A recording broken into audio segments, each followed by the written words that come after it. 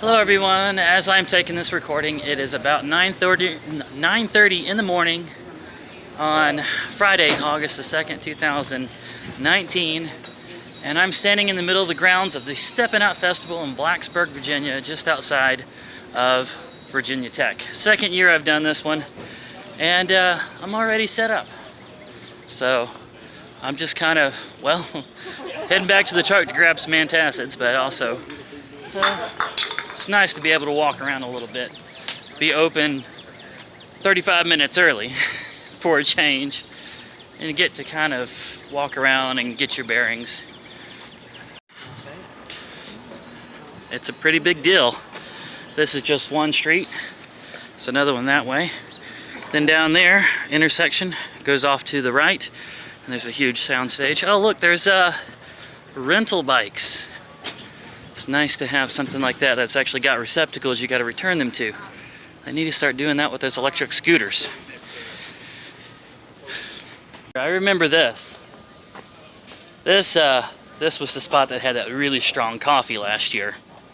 Hopefully they'll be back again. There's my booth right there, and then just down the aisle we've got the big sound stage. They don't rock it so loud that it gets annoying down at my booth, so that part is nice. It always puts people in a little bit of a better mood to have live music anyway. Let's take a little walk down there. Well, look at this. The cartoon Ogre face mugs are back this year.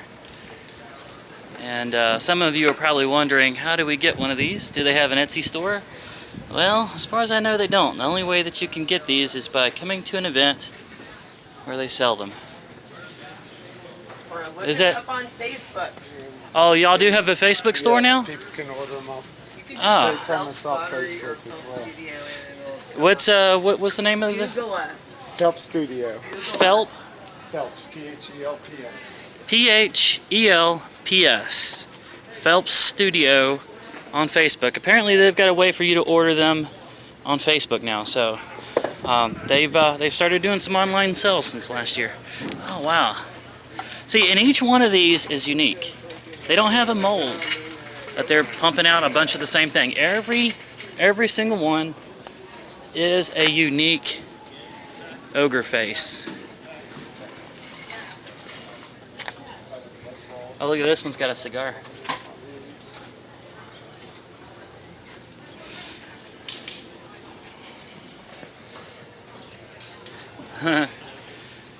He's gumming that cigar pretty good there. Oh, look at this. They've even got some, I guess these would be candy dishes or something along those lines. So I suppose if you really wanted to get some candy out of here, you'd have to risk having your hand bitten. My booth right over there, and just like last year, I am right across the street from a local favorite, Gillies.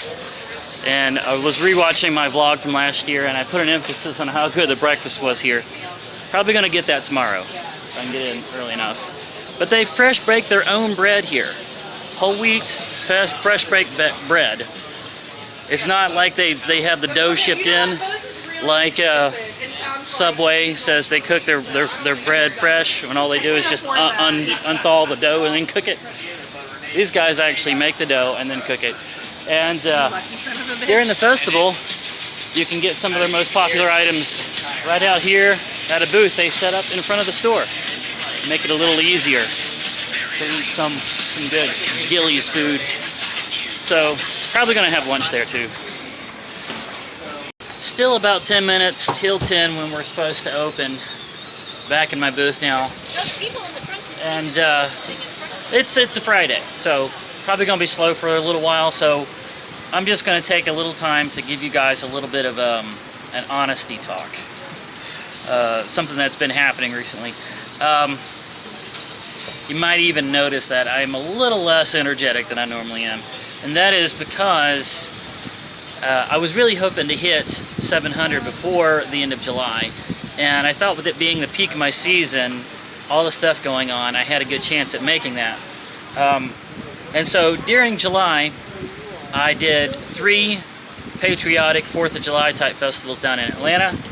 And then I did a 10-day festival out in Fort Wayne, Indiana, and then went and did about 6 days at the Ohio State Fair in Columbus, Ohio. And during all that time, I put up a lot of videos. I managed to go to the Coca-Cola Museum. I did the strange landmarks around Atlanta. Did all the adventures around Fort Wayne, and did the true story of Johnny Appleseed, and then all the crazy madness that was the Ohio State Fair. A lot of videos, regular updates, very upbeat, tightly edited, pretty close to 15 minutes. I was doing everything right. And with all the hundreds of people that I talked to and drew right here in this booth during July, I did get some people to subscribe. But I had hundreds of people that I talked to, and even got shout outs on 3 channels. Adventure in the Heartland, Traveling Hoosier, and Blondie's Adventures, because they came out and saw me in Fort Wayne. So I got the shout outs, all the activity. But at the end of July, guys, from the beginning to the end of July, I had a net gain of about 9 new subscribers that actually stayed, because they were unsubscribing as fast as I could get them to subscribe. And so that's really kind of taken the wind out of me, because I hit 650 about 5 times because people kept unsubscribing and then resubscribing. So it put me into a funk, but at the same time it made me kind of really look down and look at the channel and wonder, why are people unsubscribing so much? And the only answer that I've come up with, number one, is that the name is a little misleading. It's Ashtoons. People see the word tunes, and because things like Jaden Animation and Alex Clark and Odd Ones Out are so popular right now, and they see me in an artist booth, they kind of have an idea of that's what I'm doing, and it's not very representative of the actual content. So I think they expect to see animation and illustrations, and when they get there, it's all travel vlogs, and so they unsubscribe. That's one thing I'm thinking that's going on. Another thing that I think is that I get people to subscribe while they're sitting here while I'm drawing them, because they got their phone out and I'm like, hey, yeah, go ahead and subscribe. And I get a jump in subscribers every festival, but then after the festival I update a little bit, they get the notification, they watch them and say this is not my thing. So apparently people that come to festivals are not typically the type of people that watch travel vlogs. I thought they would be, but they are not. And so another change that I'm going to be making, I'm going to have to change the name, number one. Another change I'm going to be making is I'm not going to try to get people to subscribe while they're sitting here anymore. Because festival goers are not travel vlog watchers. Got to stop doing that. So also the last thing I think is because I've been putting a lot of religious stuff into my channel. I did the Ark Encounter in Kentucky. Also, I've done the Creation Museum. And then when I did the true story of Johnny Appleseed and I emphasized how much of a religious person he was, something as innocuous as the true story of Johnny Appleseed had 4 people unsubscribe. Now this is something that I cannot change, because your religion is supposed to be a very integral part of who you are. And I want to make this channel a good reflection of who I am. So my religion and my religious beliefs and my bringing it up and referencing it from time to time, that is not going to change. So I'm going to go ahead and say right now, if you really do not like watching vlogs with someone that has religious beliefs that they bring up and reference from time to time, and sometimes even do vlogs focusing on it, if that's something you can't handle, then go ahead and unsubscribe, because you will eventually anyway, because it's going to keep happening. So I'm sorry, that's not going to change.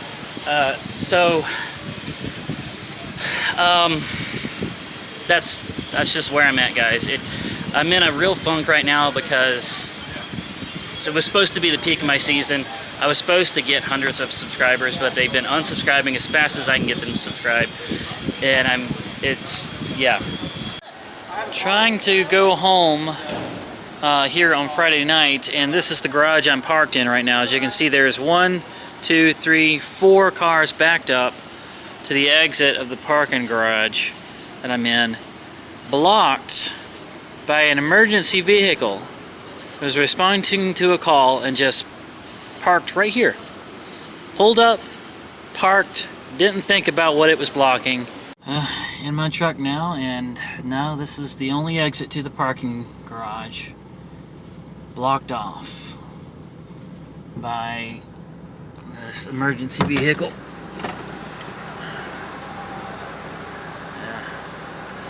Now these are the same guys that give us tickets for parking illegally, but yet they get away with doing stuff like this.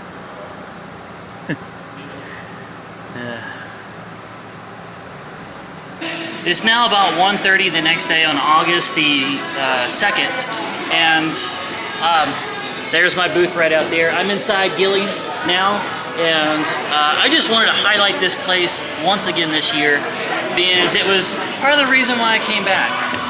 You see right there, all those rolls right there? Whole wheat, fresh baked rolls. Yeah, that's not dough that gets shipped in. That's real. I'm having a platter that is catfish, fruit, and potatoes, corn on the cob, drinking a non-alcoholic butterscotch beer. Where else can you get a meal like this? This place is awesome. Just look at this.